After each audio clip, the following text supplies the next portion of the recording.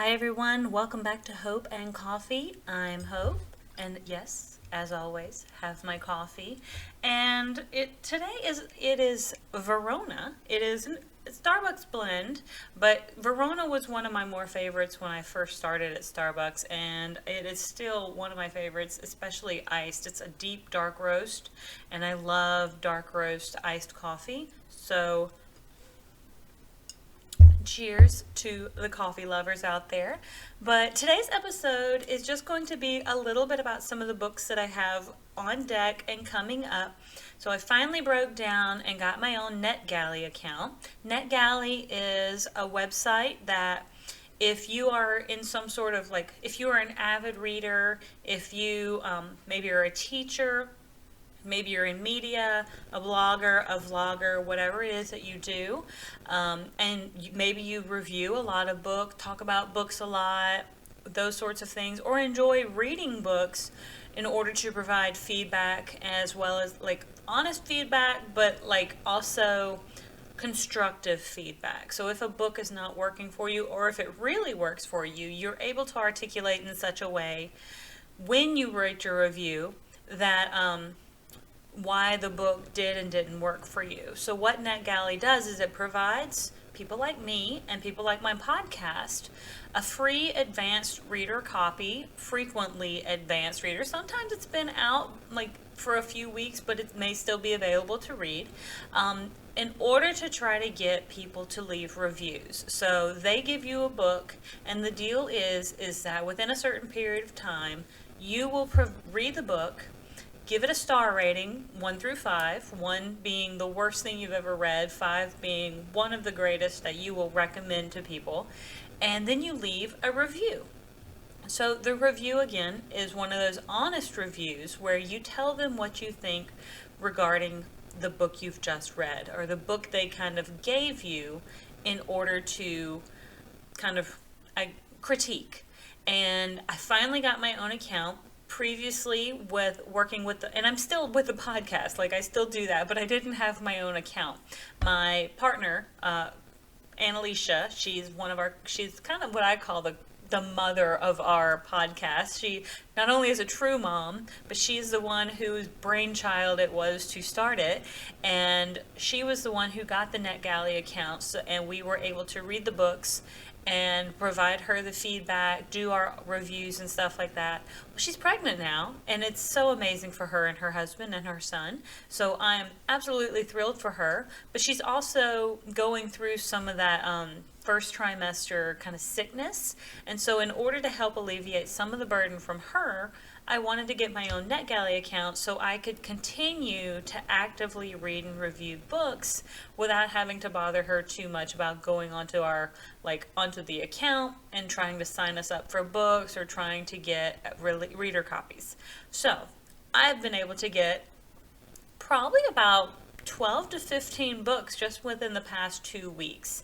And I know that sounds like a lot, but I'm a pretty quick reader, and I can read about 2 books within a week if I'm really dedicated to finishing them.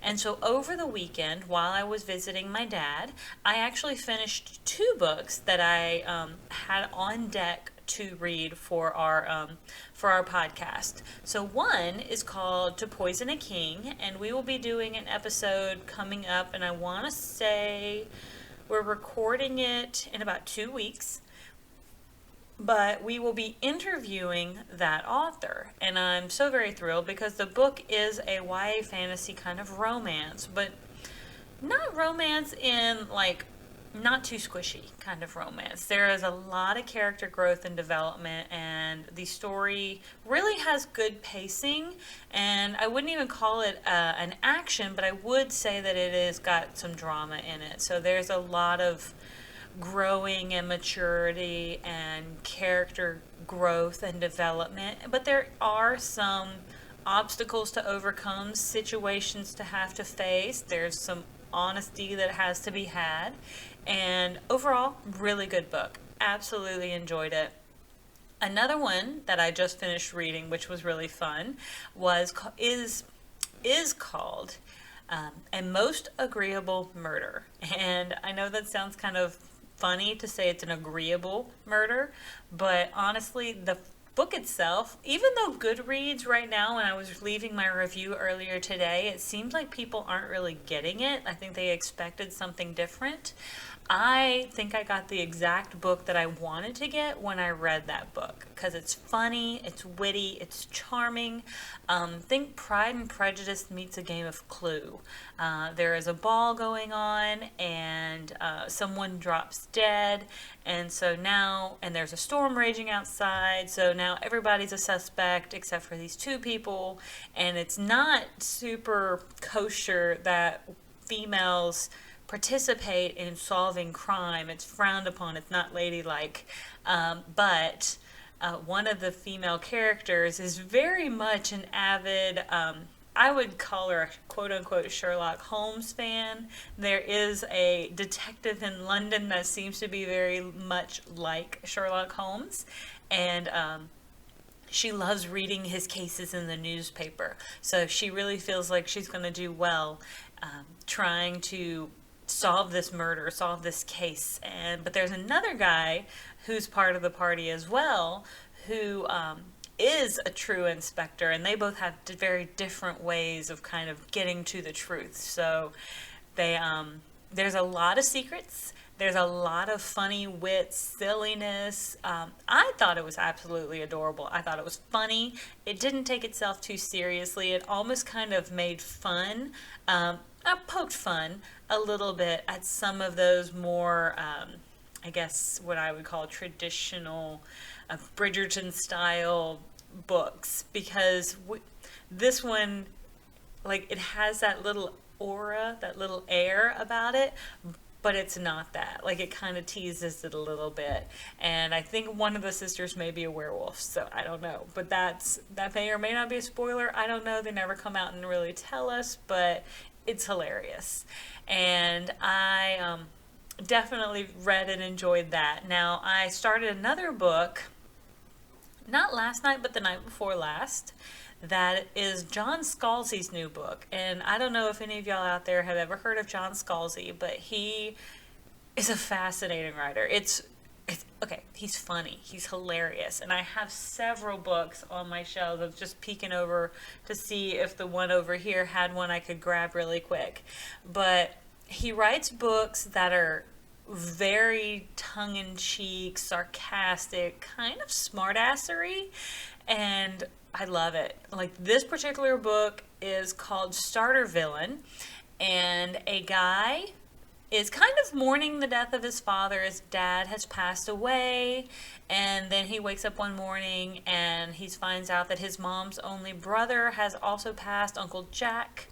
But he didn't really know Uncle Jack very well. I think he'd only met him like once, and he didn't really remember him that much, so he wasn't thinking too much about it. Charlie's not thinking too much about it until things start to kind of go wrong for Charlie, and people are like, hey Charlie, by the way, your uncle died. We need you to come over here. Oh, by the way, there are some really crazy other things going on. Like, so Charlie is his Uncle Jack's really only living heir to, like, not only heir, but the only living family member he also has. So when they're setting up the funeral, at his Uncle Jack's funeral, because his Uncle Jack is going to be cremated, so he's kind of in this very simple kind of coffin style thing, and so there's a visitation for people. Everybody who comes to the visitation other than Charlie is pretty much there to confirm Uncle Jack is dead. Like, they are there to either like stab him or poke him or like inject him with air, just to ensure that this guy has passed away.